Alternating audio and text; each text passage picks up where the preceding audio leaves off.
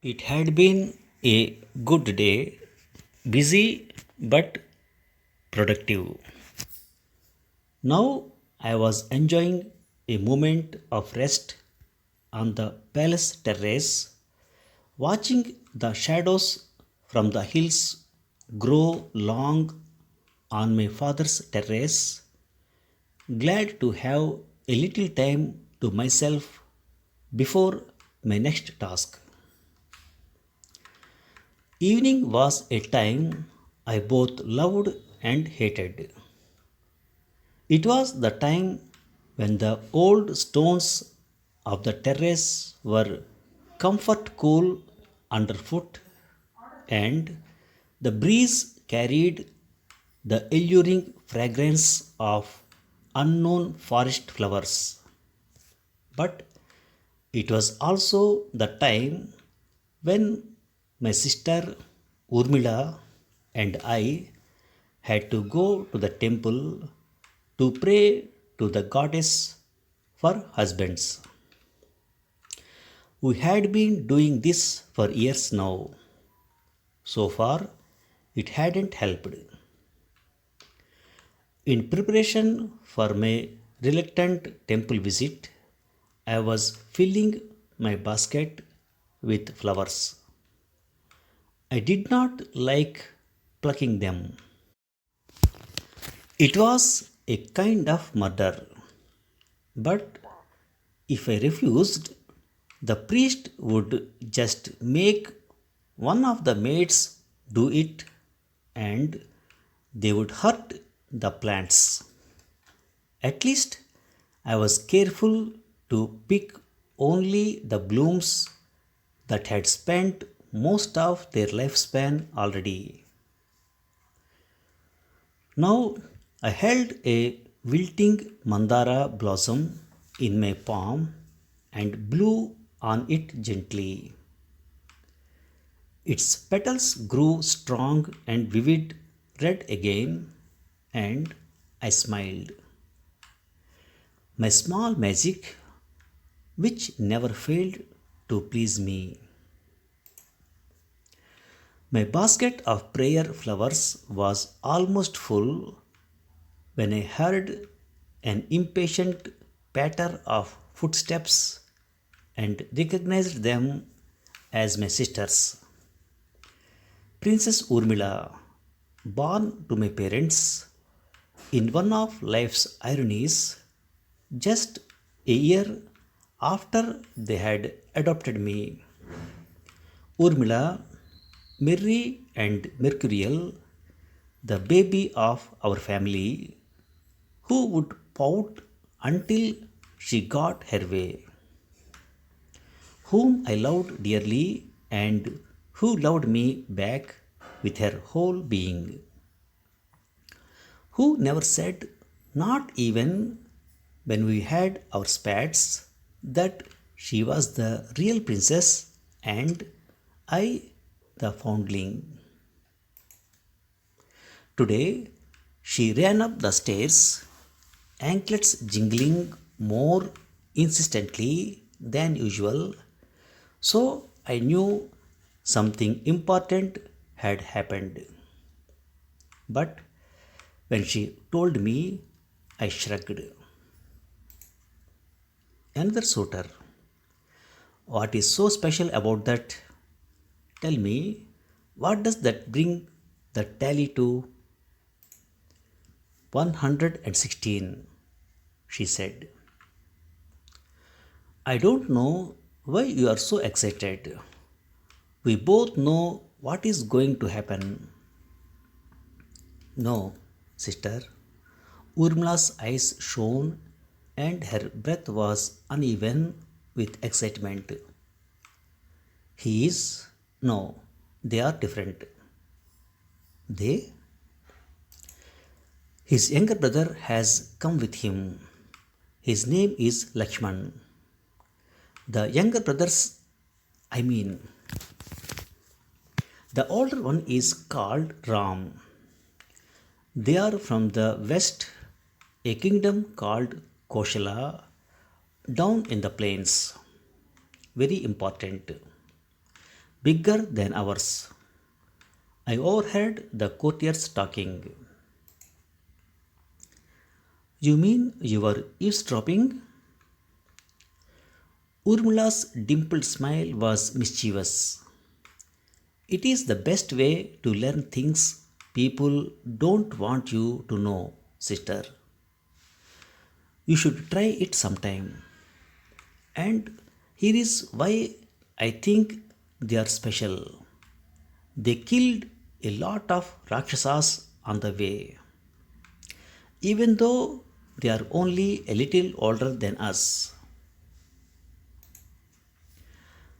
I must have looked surprised because Urmila twirled around in glee. She loved it when she knew things I didn't. Then she grew serious. Do you think he might be the one?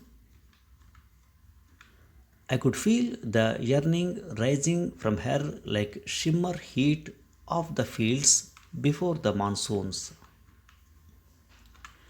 Don't get your hopes up, I said. You know how people love to exaggerate. How can a mere youth be a match for Shiva's bow? You are right, Urmila said in a flat voice, her excitement evaporating. She walked to the edge of the terrace, looking down on the pathway that I had designed to wind elegantly throughout the red earth of the mango grove to the palace temple. Her shoulders drooped. She didn't sigh out of love for me, but I felt her impatience and, even worse, her hopelessness. Because the unfortunate rule of our royal house is that the older daughter must be married before the younger one. I had tried many times to convince my father. Why can't you arrange Urmila's marriage first? She wants it more than I do. He never argued. He did not need to. He was the king. He only smiled, but I knew the answer. It was tradition. Thus, he would follow it. That has always been the way of the Janakas. At least you could have chosen a more reasonable bridal contest for me instead of demanding that the man string a sacred bow. Why? Not one of my suitors has even been able to raise it off the ground. My father smiled again, this time sadly.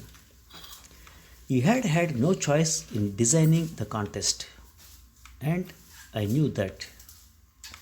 I knew this also. It was not because of its weight that the kings had failed to lift the bow. The bow was waiting for the right man. I was secretly happy that my 116 suitors had failed and that the news of this failure had travelled the length of the land, dissuading others. If my spinsterhood had not been a rock obstructing Urmila's happiness, I would have joyfully lived out the rest of my life beside my saintly and affectionate father and my keen witted, elegant, laughing mother. I loved Mithila, its cool, crisp breezes that came down from the mountains, its fragrant gardens that bloomed year round with white and purple flowers, its gentle people who loved to sing and dance. When the time came, I would have ruled the kingdom well. I was confident of that because I had observed my father in court and learned from his goodness, and more importantly, in our private chambers, I had listened to my mother advising him. But when I confessed these wishes to my mother, she shook her head. Even if you are a goddess among women, she said, and from her face I could see that she had heard the whispers too. It wouldn't be possible. The kingdom of Mithila can be ruled only by a man. This has been the custom of the country since before the scribes began to write its history. Why can't customs change? I asked angrily, especially ones that don't make sense. Not this one, because it has built upon an old age belief that citizens of Mithila hold. No woman is strong enough or wise enough to guide them. I don't believe that, I cried, outraged. Nor do you. It does not matter what I believe, she said. A good, caring monarch, and your father is certainly that, does not toy with the deep rooted beliefs of his people, not for the sake of personal happiness, not even to prove a point. I thought about that for a while. Then I said, but actually, you are the one who decides what happens in Mithila. Aren't you as much a ruler as he? Mother smiled. Let us say your father and I share the royal duties, just as I hope you will with your husband. But in the eyes of the populace, he is the king. And I would never do anything to upset their belief in him, for in that lies the stability of the kingdom. This bothered my sense of fairness, and I started to argue further, but my mother changed the subject. Listen carefully, she said. The unusual seriousness in her voice silenced me.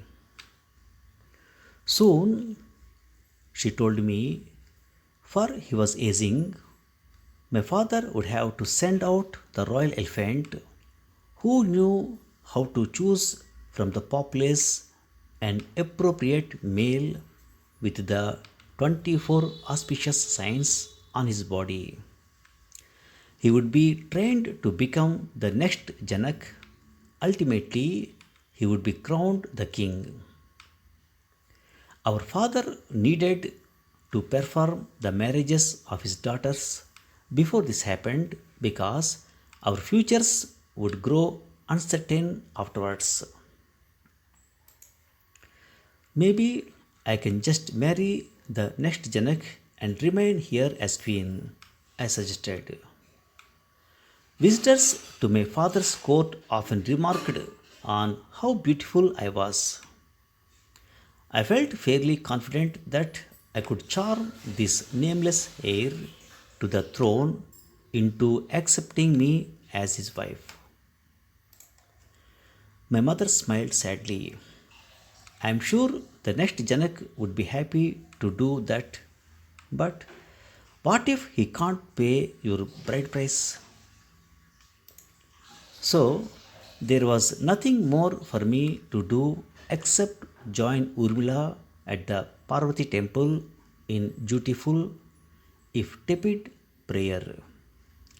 I was not surprised that the prayers had not borne fruit. Look, look, Urmila said, pulling me behind a sprawling tulsi bush on the terrace so we wouldn't be seen. Below, four people walked along the garden path that led to the temple. In the lead was Shatananda with his measured, self important gait. His presence surprised me.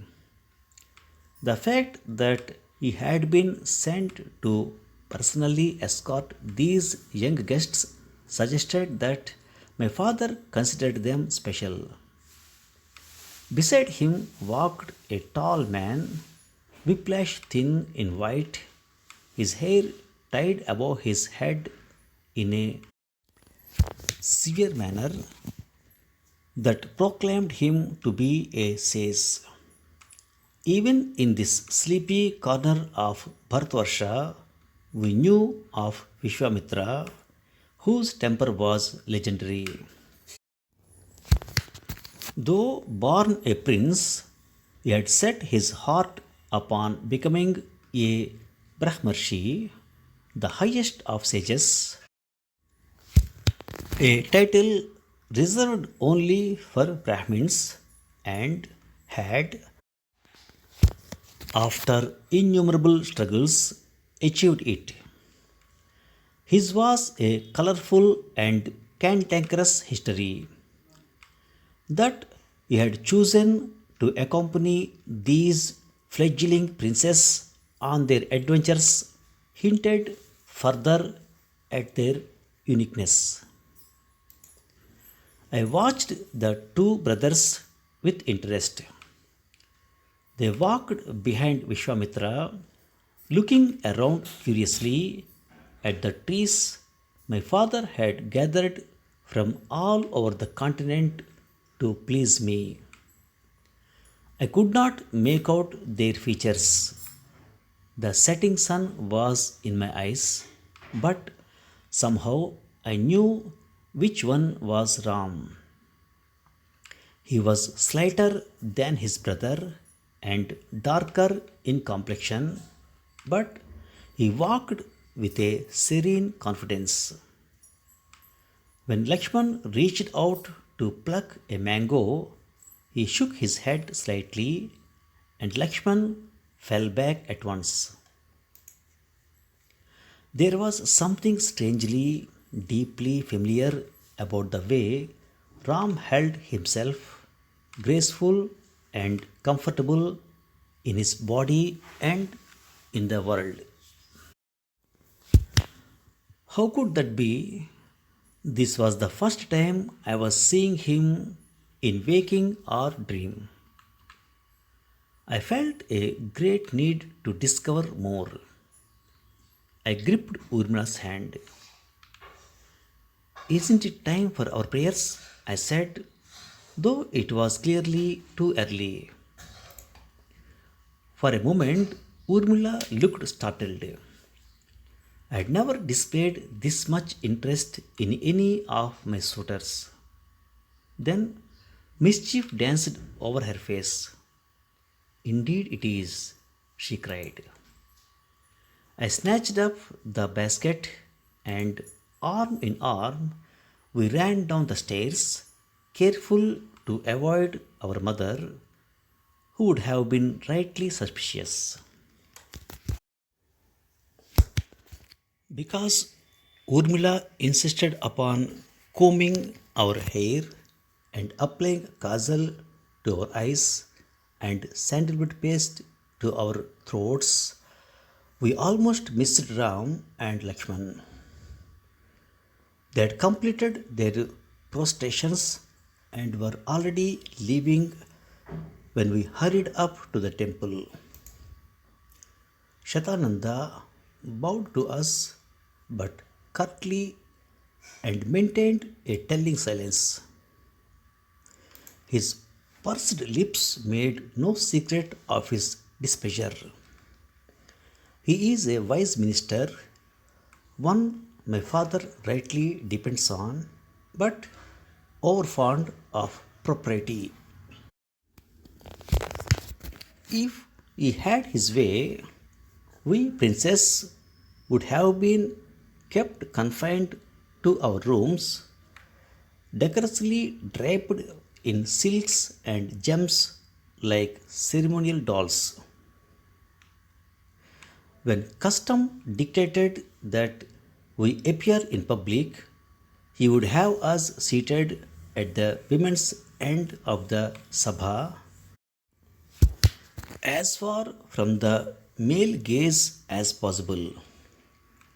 Instead, here we were in these summer cotton saris, tendrils of hair coming loose from our hasty braids, our bodies giving off the mingled scent of sandalwood and excitement. He ushered the young man past us as rapidly as possible without interruptions. He was probably hoping they would think we were maidservants. But he couldn't stop us from looking. Ram was young, as Urmila had warned me, far younger than my other suitors. I guessed him to be 17 or 18, only a little older than me. He was indeed darker than Lakshman and slimmer, but his body was strong and wiry. A hefty bow was slung over his shoulder. He didn't seem to feel its weight. I had assumed that he would be exhausted from all the fighting he had done, but he moved with lithe grace. Even in his travel stained garments, he was unmistakably royal. His aura was calm and peaceful, quite unlike someone who had recently killed a host of Rakshasas. As he passed us, Ram looked at me. His eyes were large and very dark and shaped like lotus petals. Pulled into them, I felt like I was falling. No, it was more like I was whisked away to a distant place that shone with a light that was at once brilliant and cool, to a time when I had been someone else. There was an ocean undulating gently around me, white foamed as innocence, so beautiful that for a moment I could not breathe.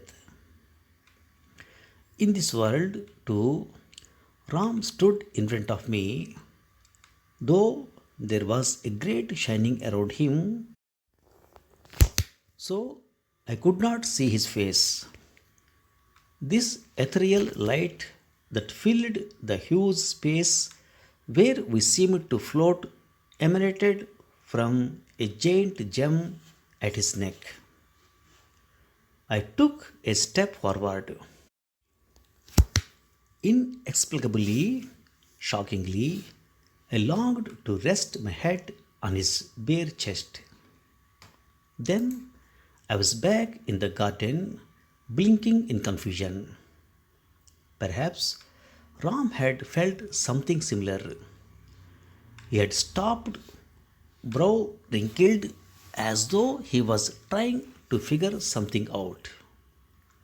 He stared at me until a scowling Shatananda took hold of his elbow and drew him away, leaving me to suppress a sigh and enter the temple. The temple of Parvati was smaller than one might have expected to find in a palace. A single windowless room built of rough hewn stone, but the plain spire thrust itself unapologetically into the sky, demanding to be noticed by the heavens. No one knew when it had been constructed. Perhaps it was built by one of the earlier Janakas, or perhaps, as certain tales claimed, It rose fully formed from the earth. Whenever I stepped into it, I felt I was entering a space of power where the relationship between men and gods remained intimate and primeval, where destinies could be shaped or, at the very least, revealed. Today, the black walls of the sanctuary gleamed in lamplight. The goddess' eyes, too, gleamed as though the statue were alive. I watched the priest decorate the onyx image with mandara flowers, which are supposed to be her favorite. He placed the largest one, the one I had revived, upon her head. But I was distracted. I couldn't stop thinking of the vision I had had, Ram and I together in the other world, the sweet intimacy we had shared. Urmila's mind must have travelled with mine, for as the priest waved the arati lamp and chanted, she whispered to me that she thought Lakshman was a fine looking man. The plaintive longing in her voice resonated in my heart, and suddenly I was sure, like never before, that Ram was the right mate, the only one for me. I prayed with more intensity than ever before, holding my breath until the room swam around me. Holy Mother, you know what love is. They say that you went through many troubles and penances to win Lord Shiva as your husband. You even defied your parents to follow him into the wilderness. Please help us. I have never felt this way about a man, nor has Urmila, from what I can tell. Mother, guide Ram's hand tomorrow as he strings Shiva's bow so that Urmila and I can marry the two brothers. After I finished praying, I waited hopefully. I had heard that sometimes the goddess presented a sign, but there was nothing. We were halfway back to the palace when we heard rapid footsteps behind us, the priest calling our names. We hurried up, out of breath.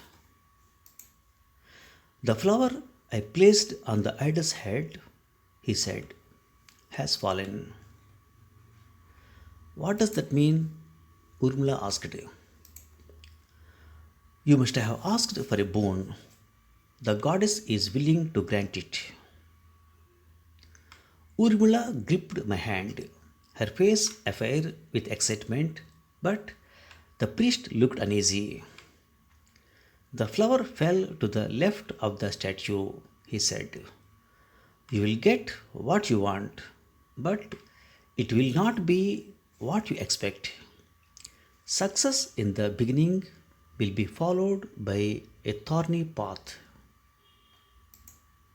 What about the end? I asked. Unclear, the priest said. I could tell from his face that he wished the portent was better. There may be joy, but equally there may be disaster, and in between, heartbreak. I don't care, Urmila said defiantly as we walked on in the dusk. I want to marry Lakshman. I am willing to walk through innumerable koshas of thorns for him. She ignored the warning about heartbreak. That was my sister. She only heard what she wanted to hear. She grasped my hand and held it hard against her chest. I am tired of waiting. I want to live now, don't you? Her blood beat, rapid and erratic, against my palm. As though in answer, my heart lurched with longing. Suddenly, I too was ready for marriage, along with any adventures it might bring. But I could not let go so easily of the priest's warning. I wanted Ram. I desired him more than I had ever desired anyone. But I wondered uneasily what praise the gods would exact in exchange. As we walked back to the palace, Urmila enumerating Lakshmana's many heroic attributes for my benefit, I was distracted by another thought. The feeling I had experienced when I saw Ram, this was not the first time I had been shaken by such a sense of familiarity. I had felt it on the day several years ago when Ravan, the famed demon king who was loved by many, hated by more, and feared by all, came to Mithila to try for my hand. I remembered the day well. Though they had said nothing, I sensed my parents' nervousness. Ravan's reputation was a dark and paradoxical one, clouded in mystery. He came from an island in the faraway southern ocean inhabited by monsters. No one at my father's court knew where it was. He had spent decades in austere prayer and received the boon of invincibility. He had pillaged kingdom after kingdom, both earthly and celestial, and taken whatever he fancied riches, women, slaves. Even the god King Indra was terrified of him. The sun and the moon, taken in battle, served as doorkeepers in his palace, which had been built by Vishwakarma, the divine architect, out of Vajra, a celestial metal so strong that no weapon could harm it. He had wrested Kubera's flying chariot, the Pushpak Viman, from him, even though Kubera was part god and related to him besides. Paradoxically, he was a devotee of Shiva. I found Ravana's story both fascinating and troublesome. If he was Shiva's follower, might it give him the power to string the bow? And if so, what form would my life take? When I entered the hall, Ravan was already there, standing in front of the bow. He was the tallest and most striking of all my suitors, at once fierce and handsome. In front of him, my stately father appeared little more than a child. There was a dark shining around him. I realized, though how I knew this I could not tell, that he had thrown a glamour spell over himself, and what we were seeing was not his true appearance, which was at once more majestic and terrible. My mother had surrounded me with her women, dressing us alike, all of us veiled in heavy silks of the same hue, but somehow he knew right away who I was. He bowed to me with a familiar smile, his teeth very white against his thick, dark moustache, as though he owned me already. What if he succeeds? I thought, light-headed with sudden terror. I had heard that the island he lived on was invisible to all except those he allowed to see it. No one who went there ever returned, nor did they wish to, for they no longer remembered who they were. If he took me with him, I would never see my parents, my sister, my land. I would lose myself in him.